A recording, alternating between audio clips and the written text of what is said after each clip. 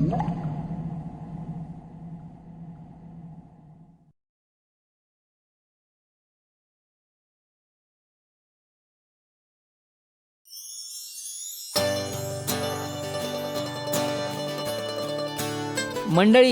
चतुरराव आणि चतुराचा तुम्हाला नमस्कार.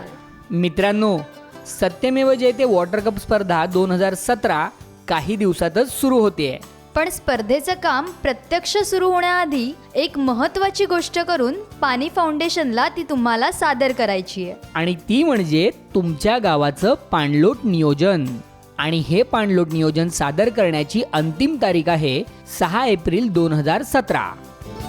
जे गाव या तारखेपर्यंत आपलं नियोजन सादर करणार नाही ते गाव या स्पर्धेत सहभागी होऊ शकणार नाही. पण घाबरू नका, 6 एप्रिल पर्यंत तुम्हाला तुमच्या गावाचं पाणलोट नियोजन सादर करायचं आहे. पण 6 तारखेनंतर सुद्धा तुम्ही तुमच्या गावाच्या पाणलोट नियोजनात फेरबदल करू शकता. त्यामुळे 6 तारखेपर्यंत जे नियोजन तुम्हाला करणं शक्य आहे ते नियोजन तुम्ही पाणी फाउंडेशनला सादर करा. आणि त्यानंतर त्याच्यात तुम्हाला काही फेरबदल करायचे असतील तर बिनधास्त करा. तर मित्रांनो, हे पाणलोट नियोजन प्रत्यक्ष कसं केलं जातं हे तुम्हाला उदाहरणासकट शिकवण्यासाठी आम्ही निवड केली आहे सातारा जिल्ह्यातील माण तालुक्यातील शिंदी बुद्रुक गावाची, जिथे हे पाणलोट नियोजन शास्त्रशुद्ध पद्धतीनं केलं जातंय. या शिंदी बुद्रुक गावात डोंगर आहेत, नाले आहेत, पडीक जमिनी आहेत, वहितीखालची जमीन आहे. त्यामुळे एक परिपूर्ण नियोजन प्रक्रिया आपल्याला करता येणार आहे.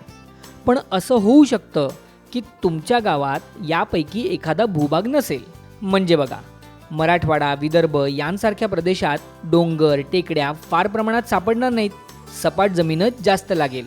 पण तरीही पाणलोट नियोजनाची पद्धत तीच असणार आहे, जी आम्ही तुम्हाला सांगणार आहोत. आणि एकदा का तुम्हाला ही पद्धत कळली की तुमचा भूभाग कसाही असो, तुम्ही तुमचं पाणलोट नियोजन उत्तमरित्या करू शकाल. तेव्हा चला जाऊया शिंदी बुद्रुक गावात, जिथे आपले गावकरी बांधव या प्रत्यक्ष नियोजनासाठी एकत्र जमले आहेत. आणि या सर्व नियोजन प्रक्रियेचा ऑन ग्राउंड रिपोर्ट आपल्यापर्यंत पोहोचवण्यासाठी प्रत्यक्ष गावकऱ्यांसोबत आहेत आपले कृषी अधिकारी मित्र DL मोहिते सर. तेव्हा शेतकरी बांधवांनो, आता तुमचं पूर्ण लक्ष आमच्याकडे असू द्या. कारण आता मी, चतुराताई आणि आपले मोहिते सर आम्ही सर्वजण मिळून ही पाणलोट नियोजनाची प्रक्रिया प्रत्यक्ष कशी केली जाते हे तुम्हाला सविस्तरपणे समजावून सांगणार आहोत. मोहिते सर, सर्व शेतकरी बांधवांकडून तुम्हाला नमस्कार. नमस्कार शेतकरी मित्रांनो. सर, या पाणलोट नियोजनासाठी गावकऱ्यांनी त्यांची मस्तपैकी टीम तयार केलेली दिसतेय. जरा या टीम बद्दल सांगा की. या टीममध्ये गावचे प्रथम नागरिक सरपंच, त्यांच्याबरोबर पाणी फाउंडेशनचं प्रशिक्षण पूर्ण केलेले लोक आणि त्याचबरोबर गावातील जुने जाणते बुजुर्ग लोक की ज्यांना या शिंदी बुद्रुक शिवाराबाबत, गट नंबरबाबत सविस्तर ज्ञान आहे. आणि तांत्रिक बाजू सांभाळण्यासाठी या गावचे कृषी सहाय्यकही यांच्या टीममध्ये आहेत. आणि त्याच्याबरोबर गावचे तलाठी आणि सर्वात महत्त्वाचं म्हणजे या गावातला तरुण वर्गही पाठीमागं नाही, तर तरुण वर्गाचाही एक प्रतिनिधी यांच्या टीममध्ये यांनी घेतलेला आहे. वाह, टीम तर एकदम झकास बनवली आहे गावकऱ्यांनी. आणि नुसती टीमच नाही बनवली आहे, तर नियोजनासाठी लागणारं सर्व साहित्य जमवून त्यांनी त्यांच्या ग्रामपंचायतीच्या ऑफिसमध्ये आणून ठेवलंय. तर चला जाऊया ग्रामपंचायत ऑफिसमध्ये. सांगा सर. चला तर आपण पाहूया की त्यांच्या साहित्यामध्ये कुठल्या कुठल्या गोष्टी आहेत. पहिला हायड्रोमार्कर, दुसरा मेजरिंग टेप, तिसरं दिशादर्शक कंपास, चौथं गट नंबर निहाय खातेदार यादी, पाचवा नियोजन फॉर्म म्हणजेच नोंदवही, सहावं आपला GSDAचा मॅप, GSDA नकाशासोबत रंगानुसार करावयाच्या उपचारांचा तपशील, त्याच्याबरोबर नकाशावर मार्क करायच्या उपचारांची संदर्भ सूची, सातवं या GSDAच्या मॅपवर मार्किंग करण्यासाठी परमनंट मार्कर जे की 3 रंगाचे असले पाहिजेत, निळा, काळा आणि लाल, आणि आठवा अँड्रॉइड फोन ज्यामध्ये पाणी फाउंडेशनचं ॲप आहे. सर, हे दिशादर्शक कंपास कशाला लागतं, थोडक्यात सांगा ना. ज्यावेळी आपण प्रत्यक्ष शेतावर जातो त्यावेळी शिवार फेरी करताना आपल्याला या दिशादर्शक कंपासमुळं आपल्याला कळतं की आपण कुठल्या दिशेला आहे, पूर्व कुठं आहे, पश्चिम कुठं आहे, दक्षिण कुठं आहे आणि उत्तर कुठं आहे. त्यामुळे आपल्याला नियोजन करणं अतिशय सहज आणि सोपं होतं. सर, आपण जी खातेदार यादी सोबत घेतली आहे त्याची काय आवश्यकता असते, जरा तेही सांगून टाका. या गट नंबर निहाय खातेदार यादीमध्ये शेतकऱ्याचं नाव असतं, गट नंबर असतो आणि त्याबरोबर त्या गट नंबरचं क्षेत्र लिहिलेलं असतं. ज्यावेळी आपण प्रत्यक्ष शिवार फेरीच्या वेळी पाणलोट नियोजनात उपचार प्रस्तावित करतो त्यावेळी त्या उपचाराचं क्षेत्र लिहिण्यासाठी, तिथल्या गट नंबरचं शेतकऱ्याचं नाव समजण्यासाठी आपल्याला ही खातेदार यादी फार महत्त्वाची भूमिका बजावते. सर, हसू नका. आपली जी नोंदवही आहे ना त्यातले इतके सारे रकाने बघून आपले शेतकरी बांधव घाबरणार नाहीत ना? चतुरराव, घाबरू नका. हा नियोजन फॉर्म जरी दिसायला मोठा असला तरी याच्यामध्ये जी भरायची माहिती आहे ती अतिशय सोपी आणि सहजतेनं भरता येते. याच्यामध्ये आपल्याला फक्त गट नंबर टाकायचा आहे, शेतकऱ्याचं नाव भरायचं आहे आणि त्याच्या पुढं अस्तित्वातील उपचार कुठले आहेत आणि प्रस्तावित उपचार कुठले आहेत याची फक्त संख्या लिहायची आहे. मित्रांनो, लक्षात ठेवा, ही संख्या लिहिण्यासाठी प्रत्येक उपचारासाठी वेगवेगळा कॉलम दिला गेला आहे. म्हणजे LBS, CCT, डीप CCT, तुम्ही ज्या पाणलोट उपचाराबद्दल लिहिताय त्याच्या कॉलममध्ये जाऊन तुम्हाला अस्तित्वात व प्रस्तावित अशा दोन्ही नोंदी लिहायच्या आहेत. चतुराताई, बघितलं ना हा नियोजन फॉर्म किती सोपा आहे ते? उगाच घाबरता तुम्ही. काय? मी घाबरते? असो असो, पुढे सरकूया. चतुराताई, तुम्ही पाहताय का, शिंदी बुद्रुक गावाच्या गावकऱ्यांना पाणी फाउंडेशनकडून त्यांच्या गावाच्या GSDA नकाशाची जी डिजिटल कॉपी मिळालेली, गावकऱ्यांनी त्याची एक 3 फूट बाय 2 फूट साईजची प्रत सनबोर्डवर प्रिंट करून घेतली आहे. हो हो, पाहिलं. हुशार आहेत गावकरी. तेव्हा शिवार फेरी दरम्यान हा नकाशा हाताळणं, त्यावर नोंदी करणं किंवा त्यावरच्या नोंदी वाचणं हे त्यांना अतिशय सोपं जाणार आहे. बरोबर. तर आता आपण GSDA नकाशाबद्दल जाणून घेऊया. GSDA म्हणजेच महाराष्ट्र शासनाच्या भूजल सर्वेक्षण आणि विकास यंत्रणेने बनवलेले प्रत्येक गावाचे पाणलोट उपचार मार्गदर्शक नकाशे पाणी फाउंडेशनने त्या गावाला डिजिटल कॉपीच्या स्वरूपात दिले आहेत. या GSDA नकाशात गावातील प्रत्येक गट क्रमांक निर्देशित केला गेला आहे आणि गावात जेवढे नाले आहेत ते निळ्या रंगाच्या रेषेने निर्देशित केले आहेत. तुम्ही पाहू शकता की हे नाले एका ठिकाणाहून सुरू होऊन एकमेकांना मिळत मिळत दुसऱ्या ठिकाणी वाहत जातात. या नाल्यांचा उगम जिथे होतो तो म्हणजे पाणलोटाचा माथा आणि जिथे हे नाले संपतात किंवा गावाबाहेर निघून जातात तो म्हणजे पाणलोटाचा पायथा. मित्रांनो, तुम्ही पाहू शकता की या नकाशात गावातील वेगवेगळे विभाग वेगवेगळ्या रंगाने निर्देशित केले आहेत. हा प्रत्येक रंग त्या भागात काही विशिष्ट पाणलोट उपचार प्रस्तावित करतो आणि कोणता रंग कोणते पाणलोट उपचार प्रस्तावित करतो यासाठी गावकऱ्यांना स्वतंत्र यादी दिलेलीच आहे. मित्रांनो, असं होऊ शकतं की तुमच्या गावाच्या नकाशात तुम्हाला हे सर्वच्या सर्व रंग दिसणार नाहीत. काय आहे की हा नकाशा त्या गावच्या स्थानिक परिस्थितींचा अभ्यास करून तयार केला गेला असला तरी तो फक्त एक दिशादर्शक नकाशा आहे. त्यामुळे पाणी फाउंडेशनने बनवलेल्या फिल्म्स व तुमच्या गावची स्थानिक परिस्थिती यांचा विचार करून तुम्ही तिथे अजूनही दुसरे पाणलोट उपचार प्रस्तावित करू शकता. चतुरराव, आता आपण GSDA नकाशाबद्दल व्यवस्थित माहिती दिलेली आहे, तेव्हा पुढे सरकूया. आता टीमने त्यांच्या गावाचा GSDA नकाशा हा दिशांप्रमाणे ॲडजस्ट केला. कसा? बघा, त्यांनी दिशादर्शक कंपास हा नकाशावर अशा पद्धतीने ठेवला की नकाशाच्या कोपऱ्यात चिन्हांकित केलेल्या दिशा आणि कंपासमधल्या दिशा या अशा दाखवल्याप्रमाणे तंतोतंत जुळतील. त्यानंतर त्यांनी कंपासासहित नकाशा अशा पद्धतीनं हलवला की हा जो कंपासमधला लाल काटा आहे तो Nवर म्हणजेच उत्तर दिशेला येऊन स्थिर राहील आणि तिथे ते थांबले. का? कारण जेव्हा हा काटा Nवर म्हणजेच उत्तर दिशेला स्थिरावतो तेव्हा आपोआप आपल्या नकाशातल्या दिशा आणि वास्तविक दिशा या तंतोतंत जुळलेल्या असतात. मित्रांनो, असं होऊ शकतं की तुमच्या गावाच्या GSDA नकाशात या चारही दिशांच्या ऐवजी फक्त उत्तर दिशा दर्शवली असेल. काळजी करू नका, नकाशातला N आणि कंपासमधला N जुळवून घ्या, सर्व दिशा आपोआप ॲडजस्ट होतील. शिंदी बुद्रुक गावाचा नकाशा बरोबर दिशांप्रमाणे ॲडजस्ट केल्यामुळे गावकऱ्यांच्या हे लक्षात आलं की आत्ता ते ज्या ठिकाणी उभे आहेत त्या ठिकाणापासून कोणत्या दिशेने गावाच्या कोणत्या बाजू आहेत. त्यामुळे त्यांचं नियोजन आता सोपं होणार आहे. कारण आता त्यांना लक्षात आलंय की या नकाशावर गावातील मुख्य नाला कुठे आहे. आता त्यांनी त्यांच्या तलाठ्याला विचारून लाल रंगाच्या मार्करने गावठण मार्क करून घेतलं.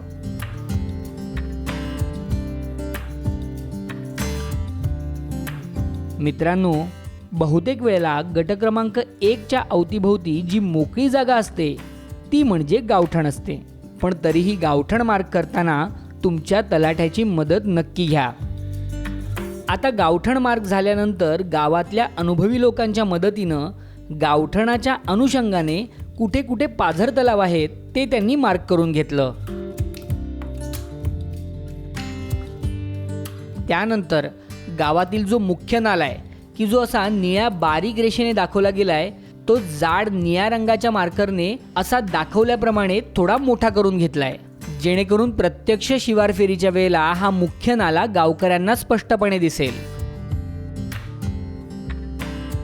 आता नकाशात तुम्ही पाहू शकता की या मुख्य नाल्यासोबतच गावात अजून 3 नाले आहेत आणि प्रत्येक नाल्याला छोटे छोटे नाले येऊन मिळत आहेत. आता सर्वप्रथम मुख्य नाल्यावर लक्ष केंद्रित करा जो आपण मार्क केला आहे. या मुख्य नाल्याच्या वरच्या दिशेने तुम्ही गेलात तर तुम्हाला अजून छोट्या छोट्या ओघी दिसतील की ज्या माथ्याच्या सर्वात वरच्या टोकाशी उगम पावत आहेत आणि मुख्य नाल्याला येऊन मिळत आहेत. तेव्हा आपली टीम आता पाणलोटाचं तत्त्व पाळणार आहे. काय? माथा ते पायथा. आणि म्हणूनच या माथ्याच्या टोकापासून सुरुवात करत मुख्य नाल्याच्या शेवटापर्यंत ती जाणार आहे. आणि या संपूर्ण प्रवासात नाल्यावर आणि नाल्याच्या आजूबाजूच्या क्षेत्रावर कोणकोणते पाणलोट उपचार करता येऊ शकतील याचा आढावा घेत घेत तशा नोंदी त्यांच्या नोंदवहीत करणार आहेत. आणि मग याच प्रक्रियेची पुनरावृत्ती उरलेल्या 3 नाल्यांवर करत ते त्यांचं पाणलोट नियोजन पूर्ण करणार आहेत. मोहिते सर, काय म्हणताय? आपली टीम तयार? चतुरराव, पाणलोट नियोजनाच्या सर्वेक्षणासाठी जी काय आवश्यक तयारी होती ती पूर्णपणे आत्ता झालेली आहे आणि आता ही गावातील पाणलोट सर्वेक्षणासाठी ही सर्व टीम शिवार फेरीसाठी निघत आहे.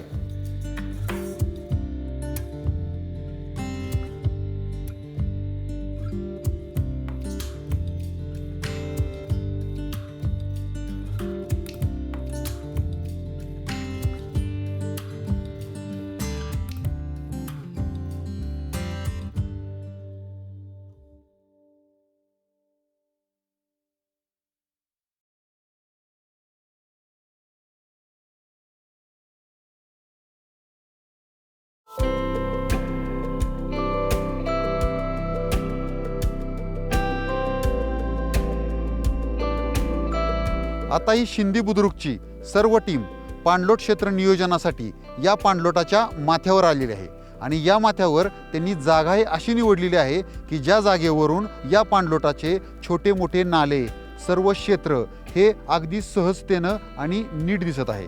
त्यामुळे यांना या पाणलोटाचं नियोजन करणं अतिशय सहज आणि सोपं होणार आहे. आता ही टीम ज्या ठिकाणी उभी आहे सर्वात सुरुवातीला त्यांनी त्या ठिकाणचा सर्वे नंबर आयडेंटिफाय केला आणि हा सर्वे नंबर त्यांना समजल्यानंतर त्यांनी हे समजून घेतलं की हा कोणाच्या मालकीचा आहे, तर हा होता फॉरेस्टचा मालकीचा. हे त्यांच्या लक्षात आल्यानंतर त्यांनी सर्वात सुरुवातीला नवीन ॲक्टिव्हिटी प्रस्तावित करण्यापूर्वी इथं जुन्या अस्तित्वात असलेले कुठले उपचार आहेत हे त्यांनी पाहिलं. त्यावेळी त्यांच्या लक्षात आलं की इथं जुने 5 लूज बोल्डर्स आहेत जे गाळानं पूर्णपणे भरलेले आहेत. यानंतर नवीन कामं आपण इथं कुठली घेऊ शकतो तर याविषयी त्यांनी सर्वांनी एकत्र येऊन चर्चा केली. त्यामध्ये सर्वात सुरुवातीला नकाशावर जे रंगानुसार प्रस्तावित केलेले उपचार आहेत त्यांचा त्यांनी अभ्यास केला. त्याच्याबरोबर पाणी फाउंडेशनने तयार केलेल्या फिल्म्स आणि प्रत्यक्ष शेत परिस्थिती या तिन्ही गोष्टीचा विचार करून त्यांनी या क्षेत्रावर 12 LBS प्रस्तावित केले आणि ते 12 LBS नकाशाप्रमाणे त्यांच्या नोंदवहीमध्ये नोंद केली. सर, हे झाले नाल्यामधले उपचार, पण आजूबाजूच्या पडीक क्षेत्राचं काय? चतुराताई, 1 मिनिट थांबा. तुमच्या प्रश्नाचं उत्तर मोहिते सर देतीलच, पण त्यापूर्वी मी एक महत्त्वाची गोष्ट सर्वांना सांगतो. मित्रांनो, तुम्ही पाणलोट उपचार प्रस्तावित करत असणारी जमीन जर फॉरेस्ट म्हणजेच वनविभागाची असेल तर तिथे कोणतेही पाणलोट उपचार प्रत्यक्ष करण्यापूर्वी वनविभागाची अधिकृत परवानगी घेणं गरजेचं असतं. मोहिते सर, सॉरी हां, आता तुम्ही चतुराताईंच्या प्रश्नाचं उत्तर देऊ शकता. जे आसपासचे पडीक क्षेत्र आहे या गट नंबरमधील, तर या पडीक क्षेत्रावर कुठलेही जुने उपचार अस्तित्वात नव्हते. त्यामुळं त्यांनी परत या सर्व गोष्टीचा शेत परिस्थितीचा अभ्यास करून या ठिकाणी CCT चांगल्या पद्धतीने होऊ शकते, त्यामुळं या क्षेत्रावर त्यांनी CCT 1 फूट खोलीची प्रस्तावित केली आणि त्याची नोंदवहीमध्ये केलेली आहे. ती कुठं आपल्याला घेता येईल? इथे बाजूला घेता येईल, तिथे घेता येईल आणि ह्या बाजूला. संबंधित गट क्रमांकाचे खातेदार यादीत नोंद असलेले एकूण क्षेत्र पाहून त्यांनी CCT साठी 7 हेक्टर क्षेत्र निश्चित केलं. हे 7 हेक्टर नवीन आपण इथं या गटात प्रस्तावित करतोय. मित्रांनो, इथे एक महत्त्वाची गोष्ट सांगतो, नीट ऐका. हे पाणलोट नियोजन सादर करताना तुम्हाला CCTची एकूण लांबी मीटरमध्ये द्यावी लागते आणि खूप मोठ्या क्षेत्रावर किती मीटर लांबीचे CCT तुम्हाला खणता येतील हे मोजणं प्रत्यक्ष क्षेत्रात कठीण होऊ शकतं. त्यामुळे तुमचं काम सोपं व्हावं म्हणून तुमच्यासाठी आम्ही हा तक्ता देतोय. या तक्त्यावरून तुम्हाला हे लक्षात येईल की जमिनीचा उतार किती असला की एका हेक्टरवर किती मीटर लांबीचे CCT खणता येतील.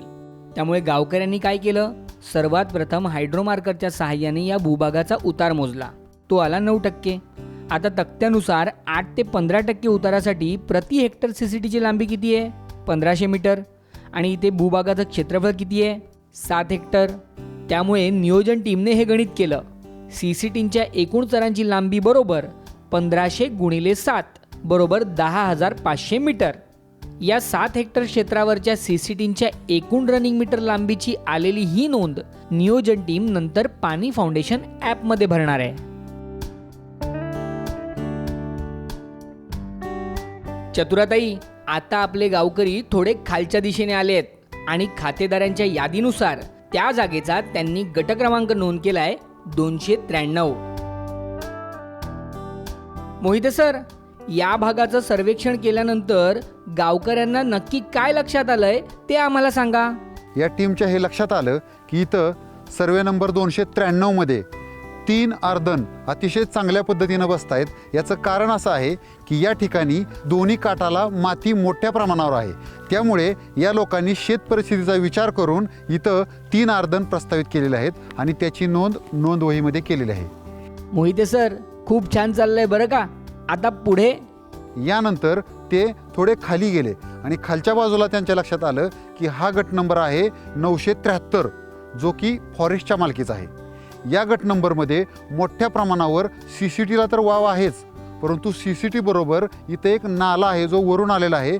या नाल्यावर एक चांगल्या पद्धतीचा गॅबियन स्ट्रक्चर होऊ शकतं, कारण या नाल्याची खोली आता इथं 1.5 मीटरपेक्षा जास्त झालेली आहे आणि दगड या आजूबाजूला बऱ्यापैकी उपलब्ध आहेत. त्यामुळे त्यांनी इथं गॅबियन स्ट्रक्चर हा प्रस्तावित केलेला आहे आणि त्याची नोंदवहीमध्ये केलेली आहे. गट नंबर 973च्या एका बाजूला CCT होते, आत्ता आपण पाहिलं. त्याच्या जर दुसऱ्या बाजूला आपण बघितलं तर दुसऱ्या बाजूला इथं एकदम छोटा नाला होता. या नाल्यावर शेतकऱ्यांनी स्वतः एक दगडाची ताल टाकून आतमध्ये गाळ पूर्ण भरलेला आहे. या ठिकाणी आपली CCT ही ॲक्टिव्हिटी होऊ शकते, परंतु शेत परिस्थितीचा विचार केला असता शेतकरी इथं शेती करतायत, त्यामुळं शेतीत नुकसान करून तिथं आपल्याला CCT करायची नाही आहे. त्यामुळं आपल्या टीमनं या ठिकाणी कुठलाही उपचार प्रस्तावित केलेला नाही आहे. लक्षात आला ना शेतकरी बांधवांनो, जर स्थानिक परिस्थिती कोणत्याही पाणलोट उपचारासाठी अनुकूल नसेल तर खेचून ताणून तिथे नियोजन करण्याची गरज नाही. बरोबर. तर आता ही नियोजनाची टीम गट क्रमांक 973 मध्ये गॅबियन प्रस्तावित केल्यानंतर तिथूनच थोडंसं खाली आली आणि त्यांना लक्षात आलं की इथे नाल्याची खोली आणि रुंदी खूप मोठ्या प्रमाणात वाढली आहे. शिवाय नाला पात्रात आणि नाल्याच्या काठांवर प्रचंड मोठ्या प्रमाणात माती उपलब्ध आहे. चतुराताई, सांगा बरं, इथे गावकऱ्यांनी कोणता पाणलोट उपचार प्रस्तावित केला असेल? सोप्पं आहे चतुरराव, माती बंधारा. करेक्ट. तर मोहिते सर, माती बंधाऱ्याचं नियोजन तर टीमने नोंद केलंय. आता पुढे काय घडामोडी? याच्यानंतर इथून ते थोडे अलीकडे आल्यानंतर त्याच नाल्याच्या शेजारी एक छोटासा नाला आहे. हा नाला गट नंबर 294 मध्ये आहे. या नाल्यामध्ये आधीच अस्तित्वात असलेला एक जुना माती बंधारा आहे, परंतु इथल्या काही लोकांनी सांगितलं की हा बंधारा तर गळका आहे.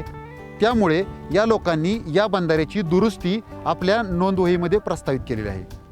याच्यानंतर याच गट नंबरच्या वरच्या बाजूला 294च्या वरच्या बाजूला आपण जर पाहिलं तर डोंगर आहेत आणि डोंगराच्या खाली लगेच सपाट जमिनी चालू होत आहेत. त्यामुळे गट नंबर 294, त्याच्याच पुढचा 295, त्याच्याच पुढं 296 अशा सर्व गट नंबरमध्ये खालच्या बाजूला डीप CCT हा उपचार या लोकांनी प्रस्तावित केलेला आहे. हा डीप CCT घेण्यामागचा मुख्य उद्देश असा आहे की उतार हा 0 ते 8% आहे आणि त्याचबरोबर या डीप CCT खोदण्यासाठी जमिनीची खोली ही 1 मीटरपेक्षा जास्त इथं निघू शकते. मित्रांनो, जर आपण डीप CCT प्रस्तावित करत असू तर डीप CCTसाठी प्रति हेक्टर चरांची लांबी असते 240 मीटर. त्यामुळे किती हेक्टरवर आपण डीप CCT खणणार आहोत त्यानुसार त्या आकड्याला 240 ने गुणून जे उत्तर येईल ती म्हणजे आपल्या डीप CCTच्या एकूण चरांची लांबी. आणि विसरू नका, ही डीप CCTच्या एकूण चरांची आलेली लांबी आपल्याला नियोजन पूर्ण झाल्यानंतर पाणी फाउंडेशन ॲपमध्ये भरायची आहे. मित्रांनो, आता ही टीम अजून खाली आली आणि त्यांना लागले गट क्रमांक 291, 292. पण इथे त्यांना एक प्रश्न पडला. GSDAच्या नकाशात या गट क्रमांकासाठी CCT, डीप CCT असे पाणलोट उपचार प्रस्तावित केलेत, पण प्रत्यक्षात मात्र या भागात जमीन खडकाळ आहे. मोहिते सर, अशा वेळी काय करायचं? अशा वेळी हे जे आपल्याला रंगानुसार प्रस्तावित केलेले उपचार आहेत हे दिशादर्शक म्हणून दिलेले आहेत. त्यामुळे त्याचा जास्त विचार न करता आपण जी पाणी फाउंडेशनची फिल्म पाहिल्या आहेत आणि त्याचबरोबर आपल्या इथल्या शेत परिस्थितीचा विचार करून तिथं उपचार प्रस्तावित करावेत की नाहीत याबद्दलचा निर्णय घ्यावा. सर, मग अशा परिस्थितीत आपल्या टीमने काय निर्णय घेतला? अशा परिस्थितीत त्यांनी GSDAच्या मॅपचा आधार न घेता स्वतःची शेत परिस्थिती आणि स्वतःच्या ज्ञानाचा वापर करून पाणी फाउंडेशनच्या ट्रेनिंगमध्ये जी काही सूचना दिल्या होत्या त्याचा वापर करून त्यांनी इथं कुठलीही उपचार प्रस्तावित केलेला नाही. मित्रांनो, आता आपली टीम ही बऱ्यापैकी खाली आली आणि त्यांना लागला गट क्रमांक 297. मोहिते सर, इथे काय रिपोर्ट? या गट नंबर 297 मध्ये एक जुनं शेततळ आहे. या शेततळ्याची पाहणी करून याची नोंद आपल्या नोंदवहीमध्ये घेतलेली आहे. यानंतर याच गट नंबरच्या खालच्या बाजूला 298 गट नंबरमध्ये यांनी 2 शेततळी प्रस्तावित केलेली आहेत. तिथं भरपूर मोठ्या प्रमाणावर वहितीखालचं क्षेत्र आहे, परंतु तिथं पाण्याचा कुठलाही चांगला सोर्स नाही आहे. त्यामुळे त्यांनी त्यांच्या पिकाला संरक्षित पाणी मिळावं म्हणून 2 शेततळ्याच्या जागा निश्चित केलेल्या आहेत. सर, जरा आपल्या शेतकरी बांधवांना सांगाल का या जागेवर टीमने शेततळी का प्रस्तावित केली? ही जागा त्यांनी तिथं निवडली कारण ही जागा चढावर आहे. दुसरा मुद्दा, या जागेच्या शेजारून एक छोटासा नाला जातोय, ज्या नाल्यामधून आपण पाणी शेततळ्यात सहजासहजी घेऊ शकतो. आणि सर्वात महत्त्वाचा तिसरा मुद्दा म्हणजे या शेततळ्याच्या खालच्या बाजूला जी वहितीखालची जमीन आहे त्या जमिनीला आपण संरक्षित पाणी या शेततळ्यातून सायपन पद्धतीनं मोटार न लावता देऊ शकतो. त्यामुळे ह्या जागेची निवड केलेली आहे. आता गावकरी आले आहेत गट क्रमांक 300 मध्ये, जिथे त्यांना लागली आहे ही मोठी पडीक जमीन. पण टीममधल्या लोकांना हे लक्षात आलं की या पडीक जमिनीची माती मात्र सुपीक आहे. त्यामुळे त्यांनी लगेचच इथे मोठ्या प्रमाणात वृक्ष लागवड हा उपचार प्रस्तावित केला. मित्रांनो, आपल्या नियोजन टीमने तर इथे वृक्ष लागवडीसारखा मस्त उपचार प्रस्तावित केलाच आहे, पण अशा पडीक जमिनीवर तिथल्या शेतकऱ्याच्या परवानगीने तुम्ही CCT सारखे इतरही जल व मृदसंधारणाचे उपचार प्रस्तावित करू शकता.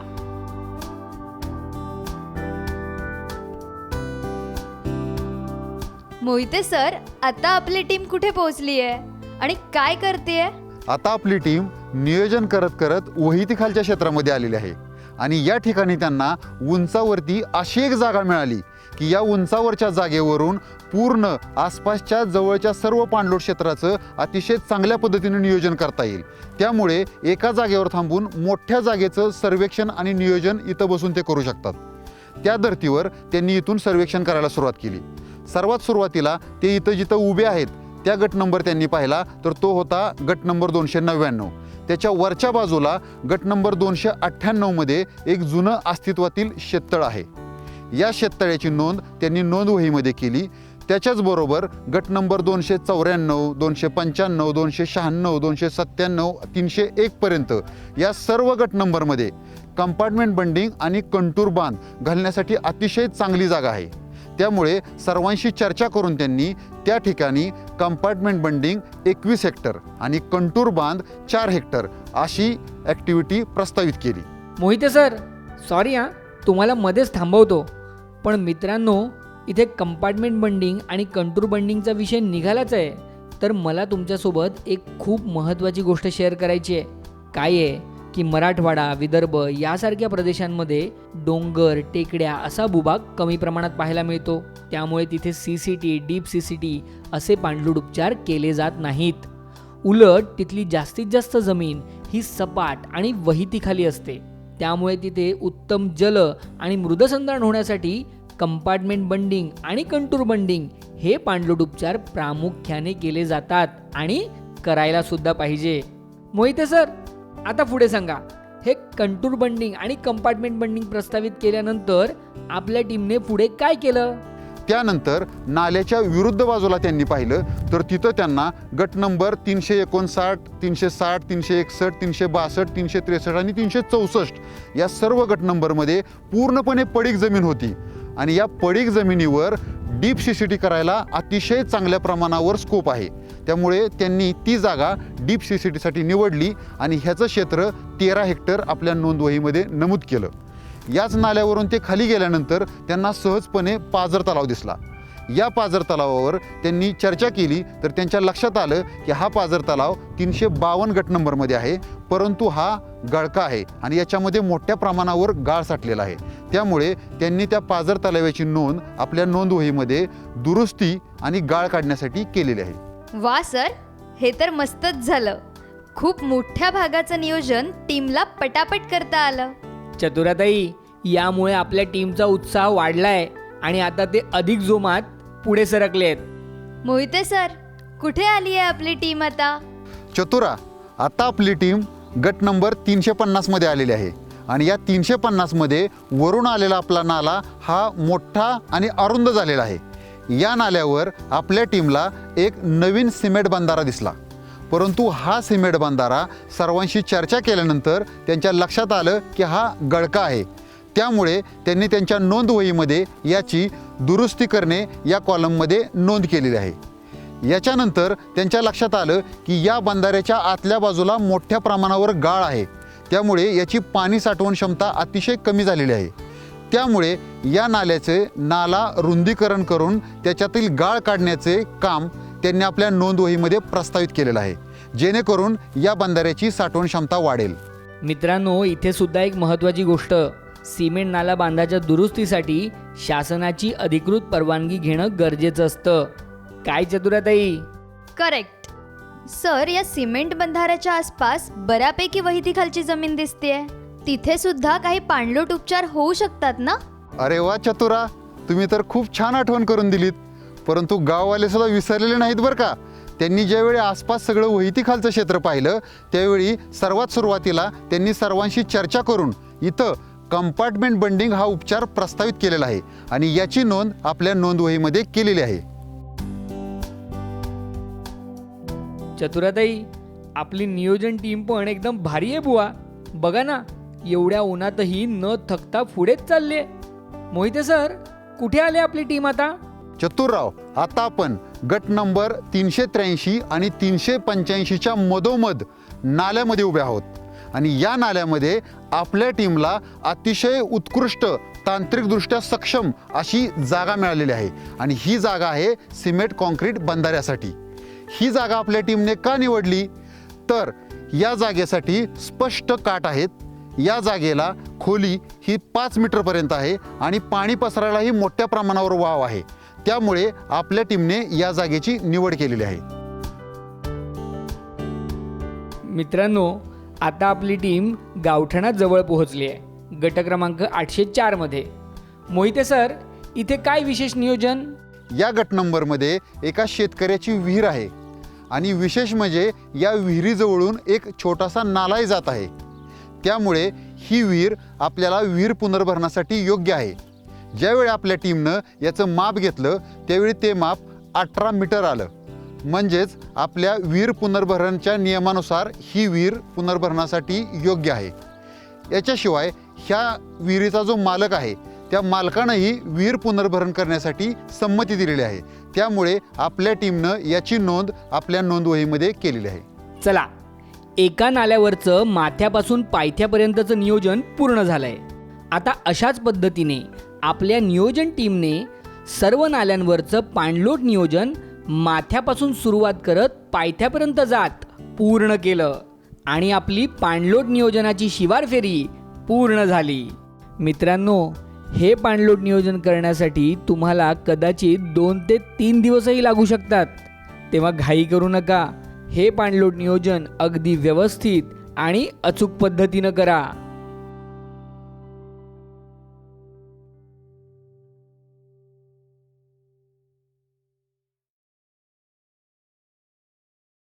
मोहिते सर, शिवार फेरी तर पूर्ण झाली आणि पाणलोट नियोजन सुद्धा. आता पुढे काय खबर? चतुरराव, आपल्या शिंदे बुद्रुकच्या टीमनं अतिशय चांगल्या प्रकारे मन लावून आणि सुनियोजित पद्धतीने या पाणलोटाचं संपूर्ण नियोजन पूर्ण केलेलं आहे. आता चला पाहूया आपण हे केलेलं सर्व नियोजन पाणलोट टीम कशा पद्धतीने नकाशावर मार्क करते ते.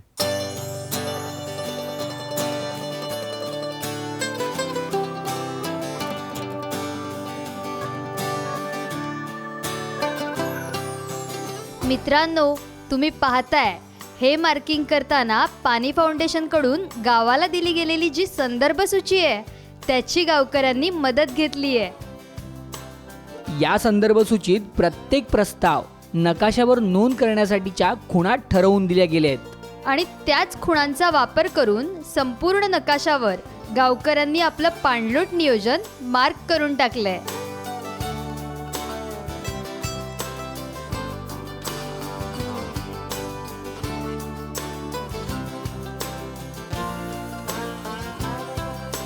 चतुराताई, हे मार्किंग करून नुसतं गावकरी थांबले नाहीत बरं का. लगेचच त्यांनी एक ग्रामसभा आयोजित केली. हो, कारण गावाच्या पाणलोट नियोजनाला ग्रामसभेची मंजुरी मिळणं गरजेचं आहे. मान्य आहे का? चला, ग्रामसभेची मंजुरी मिळाली.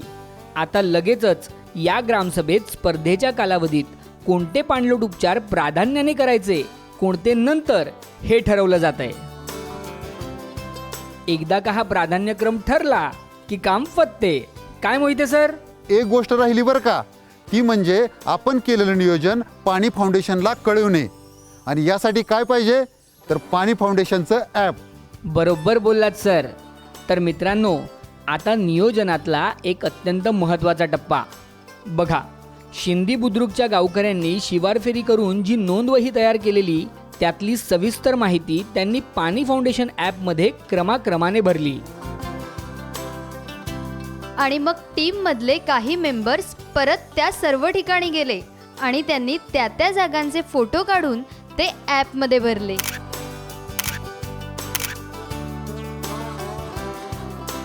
मित्रांनो, इथे लक्षात घेण्यासारखी गोष्ट ही आहे की जेव्हा तुम्ही ही फोटो काढण्याची प्रक्रिया कराल तेव्हा जर तुमच्या मोबाईलमध्ये इंटरनेट पकडत नसेल तरी काळजी करू नका. बिनधास्त फोटो काढा आणि सबमिट करा. जेव्हा केव्हा तुमचा मोबाईल इंटरनेट पकडेल तेव्हा हे फोटो आपोआप अपलोड होतील. बरोबर.